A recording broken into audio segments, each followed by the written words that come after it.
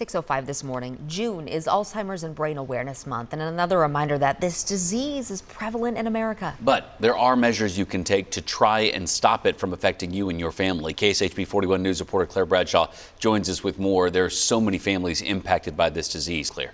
Yeah, good morning, you guys. This month, it's dedicated to taking charge of your brain health while fighting to end Alzheimer's and other forms of dementia.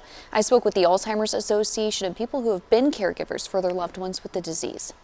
Worldwide, the Alzheimer's Association says more than 55 million people are living with Alzheimer's or another form of dementia. When Priska Azzaro's mother was diagnosed with Alzheimer's, she didn't know where to turn. When my mother got the diagnosis back in 2016, it was, she has Alzheimer's, here's a prescription, we'll see you in a year. How do I take care of her? What kind of decisions do we need to make? What are the tests that are going to happen? Will there be new medications coming forward? You don't have that support system. As her mother's primary caregiver, Azzaro learned a lot about the resources available to help families and wants others to be more educated on the disease. But she also learned she's at a higher risk. For me, my mother had it, so that puts me at risk. I'm female, I'm Mexican American, so I'm 1.5 times more at risk. So I have a lot of risk factors right up against me. We can't control genetics and family history, but there are other risk factors people can manage. There are 10 healthy habits the Alzheimer's Association recommends for brain health, such as exercise plenty, prevent brain injuries, challenge your mind, eat right, and sleep well.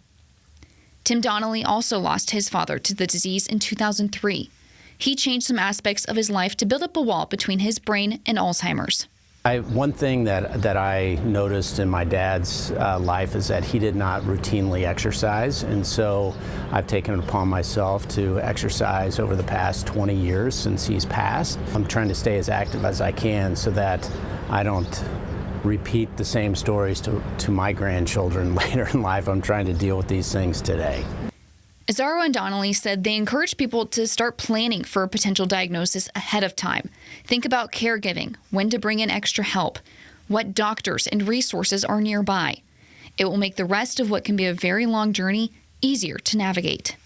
So the Alzheimer's Association has a hotline that you can call anytime. We're going to put that number on your screen right now. It's 800-272-3900. So call anytime for help if you're a caregiver needing advice, or if you're someone with early onset Alzheimer's and you need advice. They say this is a resource that you can use when you have an issue that doesn't warrant a 911 call but needs immediate help, like a mental crisis. Priska Azzaro, she said she called when she was experiencing sundowners and she didn't know what it was and what to do with it with her mother. It's so terrifying. Yeah. It really is. I mean, and I think the differences in what can happen to people too are scary for a lot of people, because you get that diagnosis and you go, I don't know what this is going to look like. I don't know how long we have. I don't know what this person's going to sound like in 6 months from now. Exactly. It's terrifying to think about. Exactly. So that's why the Alzheimer's Association is a great resource. They cover 65 counties between Kansas and Missouri.